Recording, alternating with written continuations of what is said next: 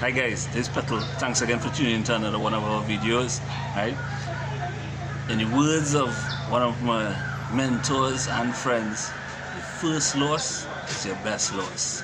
So let's get on with it. So guys, in the last video we discussed how I got into Carnival, right, as a section leader in the band in Poison, and we had a great year, sold out section, everything was vibes. So now I am super pumped, excited about Carnival, excited about this math business.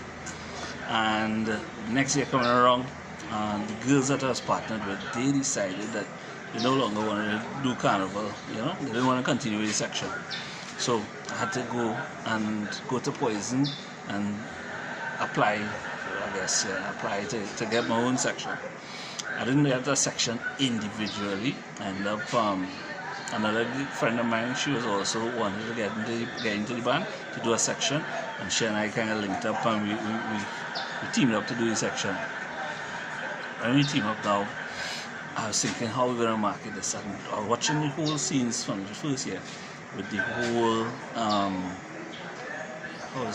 the houses concept, right? So remember, Poison is 42 sections, and everybody was trying to come together in little houses to make it easier for masqueraders to, they could come, and also easier for people because you had to rent somewhere. So if everybody chip up, it's cheaper to rent somewhere to showcase the costumes than for you to individually rent a place. Everybody don't have that kind of funds. So anyway, so I was thinking about the house concept, but the biggest problem with the house concept is that when a group come in, 3 of the girls might like your section, and another 3 might like another person section, and it always be a little thing that some you had to, basically, if they want to be together, they all have to decide to go in one section together, and that was a little. I noticed that was a little problem for people, and the real reason for it was that Poison was so massive that if the section you in is number 7, right, and your friends in number 40, there's no way, unless you decide you're going to take a whole long walk, you're going to see those people for the rest of the day. So with that now, I decided to pitch a concept to the band leader, which is Mr. Headley. So I went to Mr. Headley and I said, Mr. Headley, I want to do a band within the band concept, where we have all these sections together, but they're all one behind the other, So the idea would have been that if you play mass in the first one, you'll start so in the second, 7th one, everybody's still in close enough that they could visit and hang out with, and obviously when they reach on stage, they get in a section and cross the stage. He liked the idea. The best part of the idea though is that, well, I must get ahead of myself. So he liked the idea, but the problem with the idea is that I can't just dictate where this going in the band, because of the fact that would be bacchanal. I can't guarantee everybody that. I can't say that the section, all these sections will be together in the front or in the middle or anywhere, right? So the only way to really get this to work out and not have total pushback from the other sections was that I told them that we would take the back of the band, because that was always a thing. Everybody didn't want to be in the back of the band. So I said, right, nice. So we will take the back of the band, we will run all these sections together. One of the best things about the back of the band is that you there, the bathroom's right there. So they're easy, and if you have all your drinks and stuff and everybody together, once people reach there, they don't have no problem. It's only if you mentally, it's a mental thing in the beginning, before when you register. But when you actually come out on the road, you really don't care where you are in the band for the most part. So anyway, pitch the idea, fine. Now, a really important piece of this was that bit of information about this being in the back of the band was supposed to be top secret. Did it say top secret? Hell no. We had a band meeting, a section meeting with all the sections, everybody, and in the middle of the meeting, the PRO shout out that, you know, and then we have Petal. He's decided to take on the back of the band, you know, and he and his section's gonna be there, and blah, blah, blah, blah. And I was like, no, because from the time that come out there, I had to see the disaster, and I saw it. But you know, sometimes you're in motion and you just can't stop. So now all the sections, you know, I'm at the back of the band. My sections, the section, whoever with me, we at the back of the band. But we still say, let's go ahead. When and we had find a house, start marketing, and start looking for sponsors and all that kind of stuff. We get 94. There's 94.1, 94.1 on board. City. I think it's City 94.1 before they became the champions. Anyway, O'Brien Haynes, right? He was a real supporter, you know. Always big shout out to O'Brien Haynes. And Island Club Casinos, you know, Charles was a real big supporter as well. And well, Kitty Post was just a support. They came on board because I pitched them our mad concept. Well, not mad concept, but I pitched them a concept about doing home deliveries, and they're kind of like that idea. Anyway, so here we are, start marketing, but we started having internal conflicts in the house because it wasn't working out. What happened, as I told you, from the time the other sections knew that we would have been back of the band, that became like a negative, we had them negatively marketing against us. You know, so like they would say, oh, you like that section? Then put them in the back of the band, you know. And that was a failure.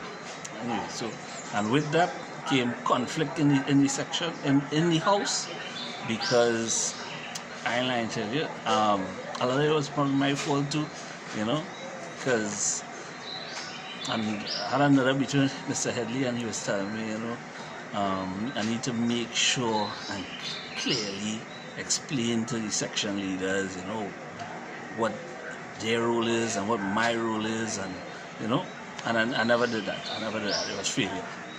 So then with arguments and big bacchanal, eventually bash, thing mash up, and I out of the house. I was outside. I take my costume, and fortunately I was still good with as I say, I was real good with Island Club Casinos, and this guy said, bring it up by the casino, Club Casablanca. So we carried it up there and tried to do a little marketing. But mentally, I was already messed up. I already failed.